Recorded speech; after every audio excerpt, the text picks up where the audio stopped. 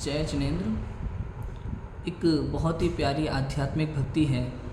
एक बार ऐसे ही बैठे बैठे मैं विचार कर रहा था कि इतना स्वाध्याय करते हैं, पूजा करते हैं, भक्ति करते हैं, व्रत नियम संयम करते हैं, फिर भी ये जीव दुखी क्यों रहता है? आत्मकल्याण क्यों नहीं कर पाता? क्यों उसे सम्यक दर्शन प्राप्त नहीं होता? क्यों उसे आत्मानुभूति नहीं होती? कारण क्या है?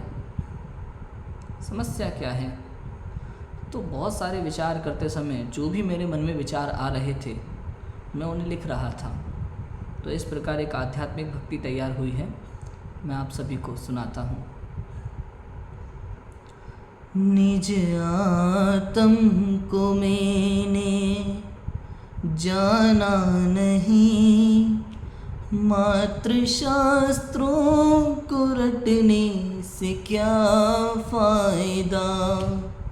निज आत्म का अनुभव हुआ ही नहीं, व्रत संयम ही कर लूं तो क्या फायदा।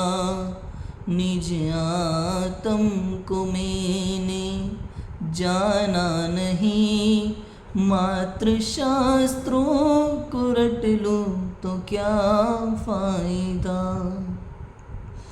मैं तो मंदिर गया, पूजा भक्ति भी की, पूजा करते हुए ये ख्याल आ गया, पूजन विधान का अर्थ जाना नहीं, मात्र अर्घ्य चढ़ाने से क्या फायदा।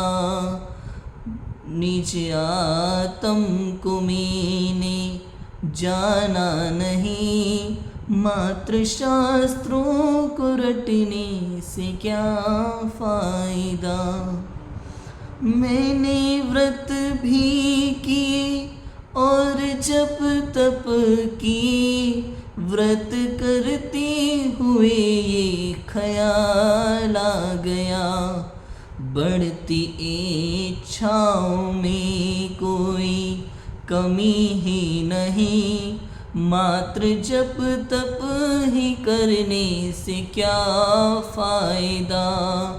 बढ़ती इच्छाओं में कोई कमी ही नहीं, मात्र जप तप ही करने से क्या फायदा। मैंने शास्त्र पढ़े, स्वाध्याय किया, शास्त्र पढ़ते हुए ये ख्याल आ गया, आत्म कल्याण का भाव आया नहीं, मात्र शास्त्रों को पढ़ने से क्या फायदा। आत्म कल्याण का भाव आया नहीं, मात्र शास्त्रों को पढ़ने से क्या फायदा। जब तक इस जीव की सांसारिक कार्यों में रुचि लगी रहती है ना, मुझे ये करना है, मुझे ये करना है, मुझे नाम कमाना है, मुझे पैसा कमाना है, ये भी तो ज़रूरी है, ये भी तो ज़रूरी है, अभी हम गृहस्थ हैं, अभी ये है, ये जरूर, ये करना है, वो करना है, स्टेटस मेंटेन करना है, समाज में जीना है, तो ये करना होगा। ये सारी बातें सिद्ध करती हैं कि आपको संसार की भावना है, आत्मकल्याण की भावना नहीं है। केवल शास्त्र पढ़ रहा है, ऊपर ऊपर से जिनवाणी की बातें कर रहा है, अध्यात्म की बातें कर रहा है, ऊपर ऊपर से भेद ज्ञान की बातें करता है ये जीव, लेकिन इसकी अंदर में रुचि वही संसार की भावना की होती है, बड़ा बनने की होती है, संसार में बड़ा बनने की होती है। और यहाँ तो जिनवाणी कहती है, भैया भूतकाल के तीर्थंकरों के नाम जीवों को याद नहीं है, तू क्या करेगा, कितना बड़ा हो जाएगा। इसलिए ये मनुष्य भाव मात्र और मात्र आत्मकल्याण के लिए मिला है, संसार की भावना पूर्ण रूप से छोड़ दे, तब जाकर के आत्मकल्याण की ओर जीव अग्रसर होता है। ध्यान केंद्र गया, तत्व चिंतन किया, चिंतन करते ही मुझको ख्याल आ गया, कर तत्व की बुद्धि तो छूटी नहीं, मात्र ज्ञायक ही रट लो तो क्या फायदा। कर्तृत्व की बुद्धि तो छूटी नहीं, मात्र ज्ञायक ही रट लूँ तो क्या फायदा।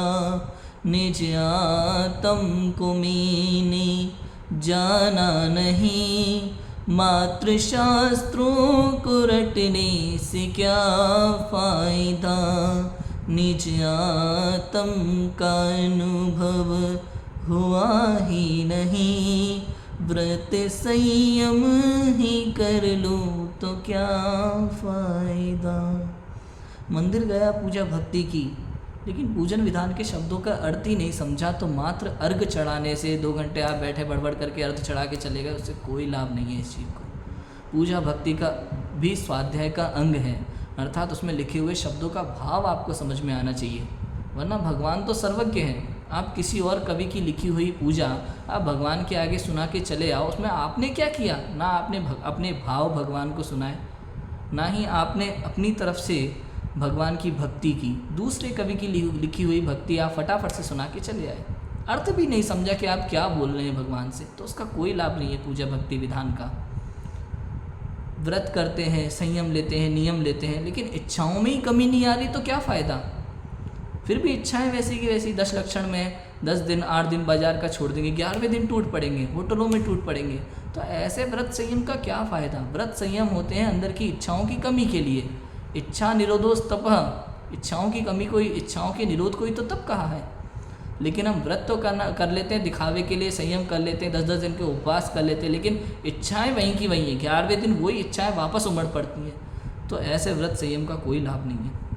शास्त्र पढ़ते हैं, स्वाध्याय करते हैं, लेकिन ये भी केवल दिखावा रह गया है, आत्मकल्याण की भावना तो रही ही नहीं है। ध्यान केंद्र गया, तत्व चिंतन किया, पर कर्तृत्व की बुद्धि उसकी छूटी नहीं है अभी तक उसे लगता है मैं कुछ करता हूँ, मैं कुछ करता हूँ, कुछ ना कुछ तो करना पड़ेगा।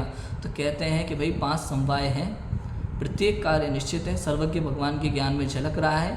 कोशिश तो कृष्ण ने भी की थी, बलराम ने भी की थी कि नेमिनाथ की वाणी को झुठला सके, लेकिन ऐसा तो हो नहीं सका।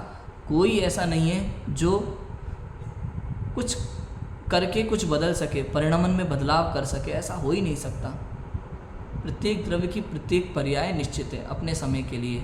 कब कौन सी पर्याय, जैसे फिल्मों में कब कौन सी सीन आने वाला है ये पहले से निश्चित होता है, वैसे ही इस पूरे जीवन में कब क्या होने वाला है सब कुछ निश्चित है। आप ये कर्तव्य बुद्धि छोड़ ही दो और एकदम निर्भर हो जाओ, यही आत्मकल्याण का मार्ग है और दूसरा नहीं।